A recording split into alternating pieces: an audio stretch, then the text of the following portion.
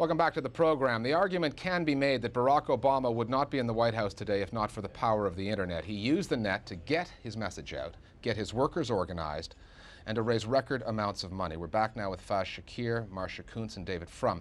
Given some of his problems in his first year of power, Faz, getting health care reform passed, for instance, would you say that we've learned in the last year, because when he was first elected, people were intoxicated with the idea of new media, saying it was going to change everything. Did the healthcare debate and the legislative process that followed prove that new media has limitations when it comes to politics? Absolutely. It absolutely did. And I think during the campaign, many of the activists, if you are left of center, you are going to be supportive of President Obama because you saw him as your hopes and dreams, regardless of whether you agreed with him on policy, whether you disagreed with him, because there was a defined end goal. That is, he wins or he loses. And it was easy to motivate people around that goal. But now we're here in the legislating, governing side of things, and that's inherently a mode that lets people down because you're constantly compromising. And for people who had supported him, they are trying to agitate, trying to move him in the direction to support some of their goals, and they're not successful a lot of these times. So that's causing some depression within his base. Well, it's more than just depression. I mean, they're sniping at him. Yeah, but new media is an incredibly powerful organizational tool. And Barack Obama did use it, as you say, to raise a lot of money. He had a huge data bank of names. What it is not is a good persuasion tool, because people only come to new media to consume what they already agree with. So if you want to tell people, if you're a Democratic president, for example, let's tell some of his followers, I'm not going to be able to deliver for you on health care in the way that you hoped, they aren't going to come for that message. They're going to come to learn where the rally is, they're going to come to give money. And you have to understand not just the limits, but also the use of this media, and it does get oversold. Marcia, you haven't nodded to many of David's points, but you were on that one. Yes, I definitely agree with that. There are certainly limits too. When you're talking about new media, I assume you're talking largely about Twitter and the media as an organizing tool. Yeah. I mean, there is a lot of information that you can get online, obviously. Somebody who wants to inform themselves about healthcare policy could do much worse than going online and reading some of the knowledgeable bloggers. But if you're really talking about new media as an organizing tool, yeah, there are great limits to that. You cannot explain the need for a public option through Twitter. You know, you can attack it, you can invoke death panels on Twitter, and engage in that kind of, jingoistic misinformation, but you can't have a substantive discussion about policy. You're talking about the 140 character limitation to Twitter, Exactly. which is worse in many ways than television, which we're constantly talking about oversimplifying. Yeah, I operate one of the most popular liberal blogs here in America, and my experience over the past year has been that people are very much engaged, that they haven't disengaged from the process. They're actually interested in the healthcare debate. I think to the extent that Obama is letting them down, that's the source of frustration. It's not that they find this too complicated, too difficult, they don't want to organize around it. They are dying to organize around it, but they want to organize around core, solid principles that they believe in. And when they feel like they're getting let down on the public option, or he's watering down cap and trade, or he's not pushing immigration reform, he's going soft on gay marriage, whatever the case may be, those are the types of things that frustrate them. And so the organizing thrust online is to be against him, is to be critical. Because there's betrayal involved, and nothing worse than betrayal within a political party. There's a problem of scale here that is very hard for people in the new media to wrap their minds around. 300 million Americans, electorate of 120 million people. How many people listen to talk radio regularly? Somewhere between 1 and 2 million. How many people watch cable TV news, Fox plus MSNBC and CNN? That's maybe an audience of 5 or 6 million people. Yeah, but there's a multiplier out there. There's a multiplier. How? Okay, it's 10 times. That still hasn't even taken you to half half the electorate. Yeah. This is a big country. It is a country with where people have a lot to lose. It has therefore a conservative, in the non-ideological sense of the word, bias. It's hard to make things happen. And President Obama is discovering that his liberal base can only take him so far. Remember, about 1/5 of Americans describe themselves as liberal, and about 1/3, a little more, describe themselves as conservative. That's the basic math of American politics. Getting back to the media. Let's talk about Fox News for a second. Early on in this administration, Fox came out and said, basically, we are going to act as the official opposition to this administration, which is unusual for a news organization. In October, the White House came out and essentially declared war on Fox News, calling it the propaganda wing of the Republican Party. What were the White House's goals in doing what it did? Because there was a tactic involved there. And will the tactic work?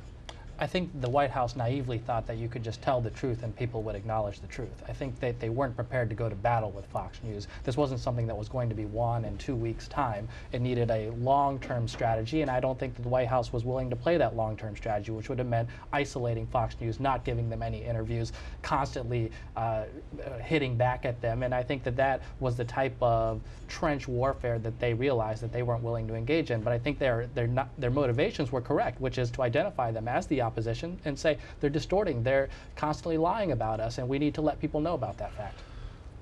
I saw some very learned commentators talking about this, saying you don't do this. It's politics 101. You do not attack anyone who buys ink by the barrel. That's from the print era, and they've broken that rule by going after Fox. And the confrontation ended just as abjectly as that rule would have predicted, with the president sitting down to an in-person interview with. I had a conversation. Well, he did an interview with Major Garrett, who they're okay with. He wasn't going on O'Reilly, Hannity, or Beck. Right, but I had a conversation with a friend of mine at the White House at this time. I said, "Why are you guys doing this? This is going to end the way it always does. You've just scored an interview for Fox News. It is going to end with your surrender. It always does. So you don't start these fights." And the idea that an administration with a substantive goal would spend months engaged in pitched warfare with a network that gets a couple of million people, that would be a colossal waste of time. Let me try to give you my take on this, and that is conventional wisdom for a conventional time. However, this is an unconventional time. It's not like the New York Times had a reporter that the White House didn't like. It's not like the LA Times was sniping at the Bush administration. This is an organization that has said it's going to be the official opposition. It's got Glenn Beck on the air calling the president a racist.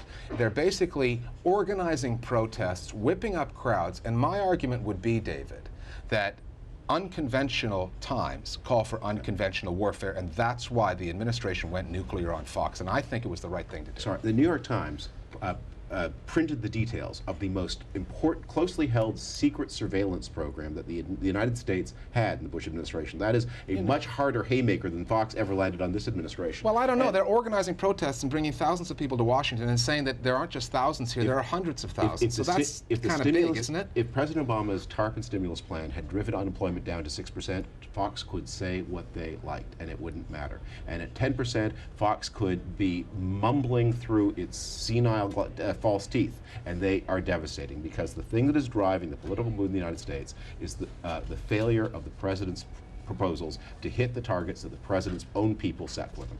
What do you think? Fox News did, I mean, the administration did not declare war on Fox News. Fox declared war on the administration. The administration finally in October told the truth about what was going on. The war is not over. Fox continues on a daily basis to launch specious attacks on the administration, on the progressive agenda, and on anything that they disagree with. So the war is not over. There's been no capitulation because there can't be. But it's worth noting that Fox presents this news under this false banner of fair and balanced presentation of news, and that was the one thing I think the White House was trying to pull the cloth out and say, look at these guys. They are falsely lying to you and drumming up false perceptions, not presenting the news as fair or as balanced as they should. And that's, I think, what they succeeded in doing, was with letting more people know about this game that Fox News plays. Do you think they were targeting Fox News, or was that message intended for other media and the follow-on effect?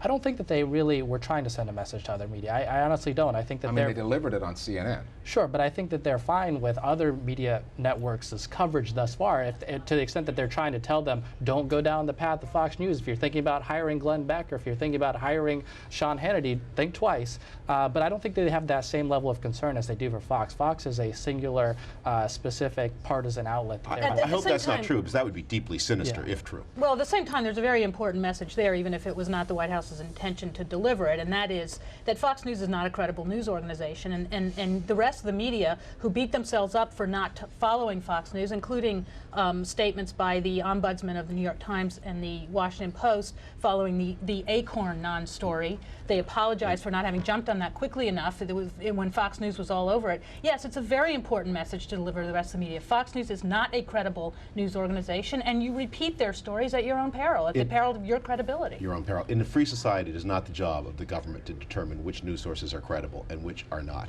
And the White House, I think, when they went into this thing, I don't even imagine they thought they were going to win this war. What they thought they were going to do was to excite their liberal base, win back a little bit of support at a time when they're going to have to be promulgating a health care plan that would be very disappointing to their liberal supporters. So these media wars, and there's a kind of substitution of media for reality. On reality, well, media are delivering the perception, and perception in politics is reality. But what you discover is a lot of people, both on the left and the right, care more about the media than they care about government. And so what Obama has done is shifted to the center on government while briefly shifting to the left in his media campaign. So that made the liberal bloggers happy, and meanwhile the rest of America gets a government that is closer to what is conventionally the case. Unfortunately for the president, he is not yet delivering results, and when he does, Fox can say what he wants, but until then, at 10% unemployment, we could take every network off the air, the electricity could go out, people would still be unhappy with what they're getting. Thank you to David Frum, Marcia Kuntz, and Faz Shakir. You've been watching a special broadcast on Barack Obama, the media, and year one of his administration. Obama continues to be probably the single biggest story in the world, and we invite you to keep following the story on the Listening Post here on Al Jazeera.